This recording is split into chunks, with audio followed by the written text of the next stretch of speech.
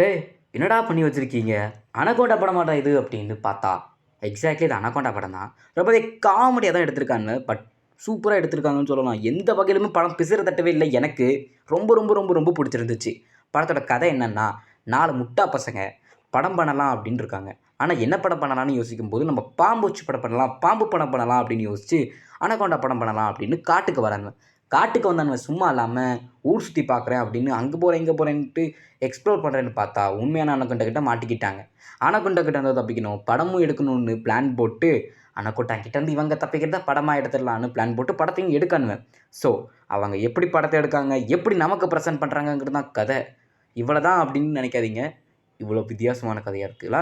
So எனக்கு இந்த படம் ரொம்ப பிடிச்சிருந்துச்சு. நல்லா காமெடியாக இருந்துச்சு. தமிழ் டப்பிங்கில் குறையே இல்லை. பிசிறு தட்டாமல் எல்லா விஷயங்களும் பண்ணிட்டாங்க. ஸோ தேட்டருக்குள்ள பார்க்கறதுக்கும் நல்லாயிருக்கு. டால்பி அட்மாஸ் அப்படிங்கிறனால சரௌண்டிங்லாம் எல்லாமே சூப்பராக இருந்துச்சு அப்படின்னு சொல்லுவேன்.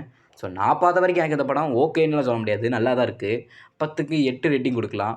உங்களோட ரேட்டிங் எவ்வளோன்னு கமெண்ட்டில் சொல்லிவிட்டு இந்த படத்தை பார்க்கலன்னா போய் பாருங்க.